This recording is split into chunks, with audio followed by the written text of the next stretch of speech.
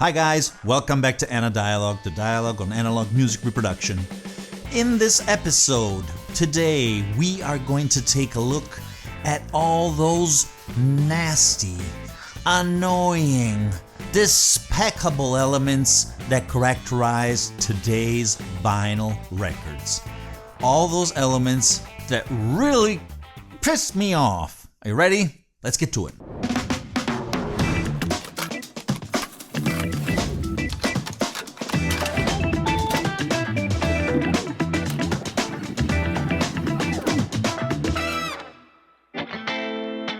Okay, the first aspect that I do not like in current vinyl productions is this 45 RPM fashion mode. I do not like that. Okay, you have a benefit in audio terms, the quality, the dynamics, sometimes a little, others not at all, I must admit.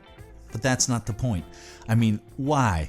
Why do you have to do that? You're doubling the records already. More plastic in the environment. But apart from that, it needs more space, clearly. And I don't have any more space. That's also another point. Plus, you have to get up every 2 or 3 songs. Might as well play a 78 shellac record. I would simply prefer a 33 RPM. Also because in most cases, the original release was in 33 RPM. And I like that. I like to have, if it's a reissue, something belonging, something reproducing the original content. Let's proceed to the second point. Point number 2. Boxes. We are submerged by boxes. Please, you guys, audiophile labels, stop putting one record in a huge big box. We'll buy them. They're cute enough. Don't worry. We don't need golden braid incisions and booklets. Well, it's nice to have a booklet, okay, but maybe you can insert it in the jacket. Come on. These huge boxes. Once again, we don't have any more space. Plus, it's difficult to pull them out. You don't want to do that. You just want to take your record and put it on the platter. So, that's my second point. Let's proceed. Point number 3. 180 grams of disturbance, of annoyance. Yes, we do not need 180 grams of plastic to listen to our music. Actually, in fact, I wanted to do an entire video on this because I think it's very important somehow. In fact, I think that lighter weight records sound better. They actually sound better. I don't buy this anti-warp thing, a better rotation. Maybe it is so. But once again, the best records I have are 100, 120. Not much more. Maybe 150. But this 185, 80 is just nonsense, I think, at least. Especially because with that, they can ask you more, or they call it automatically audiophile. As if that's enough to do a good record. Nope. That is not enough. Okay, let's proceed. Point number 4. This is obvious and everybody's going to say, yes, he's right. What am I talking about? High prices. But not just in general. I mean, it's going up and up and up. I was discussing with my fellow Italian here, great channel, Vinilicamente, and he was showing me that all these new reissues of Italian records are almost 50 euro, which is now the exchange is the same, $50 with nothing special inside, or even more sometimes, 60, 70. It's just incredible, crazy places, absolutely. And this was not something happening back in the old days. Nope, the price was more or less the same. Only the extreme audiophiles were going up in price, and I think it's fair to pay a little more, but not for normal standard editions, that's for sure. Let's proceed. Point number 5. Fake limited editions. Yes, we are submerged by limited editions. There are unlimited limited editions. Why do you have to do all the colors in the world for a single release? We don't need that. If you want to do a little special thing, do 1, do 2. But why 5, 4, 6? Even the last Paul McCartney, it's a rainbow. You can't follow the whole thing if somebody wants to get the whole set. I don't know why, but somebody does that. But apart from that, it's not just the colors.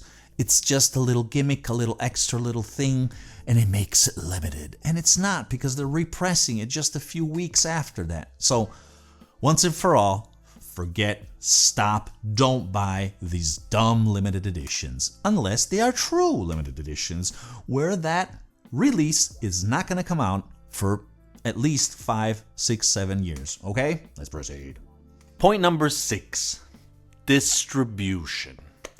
Yes. Especially for us that we live in Europe, those fantastic releases coming from the US are a huge problem here. Not only there is no distribution practically, very few labels do that, but it is very expensive to send an LP or a box set or whatever it is, plus customs are like 25-30%. It's incredible, crazy.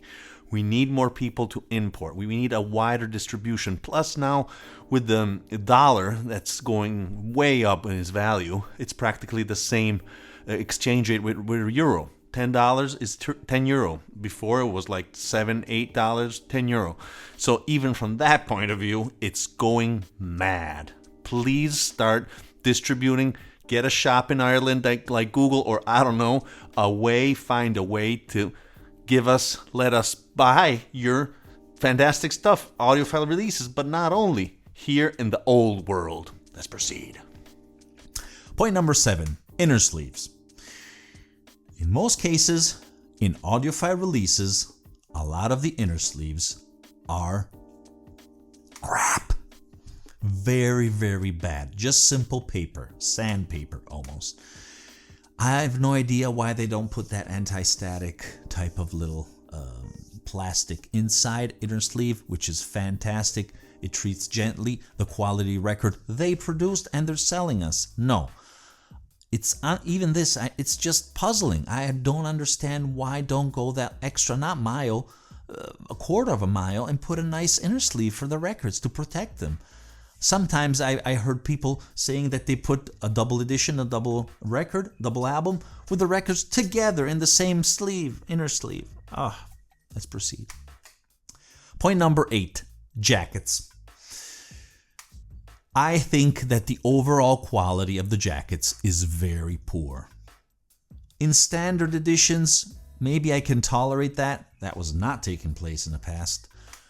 Records do cost a lot, so I think we deserve high quality jackets, but this is also taking place in audiophile releases. Nobody. That's not fair. You have to invest a little bit of that income you're getting from us to do a nice tip-on jacket, for example. A nice quality cardboard jacket with quality pictures and printing. We're not asking that much. Let's proceed. Point number 9, record condition. Oh boy, baby. A lot of times, buying new editions or reissues, you find that they're warped. Sometimes they're scratched. Sometimes they're filthy, like they've been next to a dog on the ground. Or also, I wrote them down here. The eccentricity. A lot of times they're not correctly positioned, the hole in the center. Now, this was happening also in the past, but we are in the 21st century, for goodness sake. Why not take a little bit of science and pay attention and try to do your best to position that hole correctly in the middle of the record? That helps a lot. I'm not going to buy that gizmo, that Michael Fremer show. That's like $7,000. No way, Jose. Let's proceed. Last point, not so bad, but I do want to signal this. Every once in a while, we have a divergence in the record program. What do I mean? That sometimes the track list of the CD, which is still the reference, does not match that of the record. They exchange places, and that's done for the space. I can still tolerate that, but sometimes they change tracks. They put a different track, an extra ghost track, I would say. I mean, something that does not exist in the original edition. It's rare, but it does happen. It did happen also in the past. Plus, I will also add in this section that there's compression, because since they have in mind mainly streaming, digital service where you have all the space in the world, or CDs which clearly can host several dozens of minutes, a record does not have that. And a lot of times they don't want to do the extra mile to do 2 records, so they're gonna have to cut that very, very narrow and compressing the dynamics. Very, very bad. So pay attention also of that. When you see the release has 14, 15 tracks and you have the same LP with one single LP, I don't think it's gonna sound that good. Keep your eyes open. Okay, guys. We've reached the end of this video. I hope you enjoyed this video. Please leave your comments of your opinions, the things that are disturbing you of the current vinyl productions. I'm sure I'm gonna have a wealth of comments. Okay, guys, what else can I say? Remember that, apart from all of this, music is born analog. Bye, ciao belli. Well guys, if you're enjoying my videos and you're enjoying my channel, please consider to subscribe by clicking the black and white logo here below. Also, don't forget to click the notification bell so you'll never miss an episode and you will become a true member of the analog community.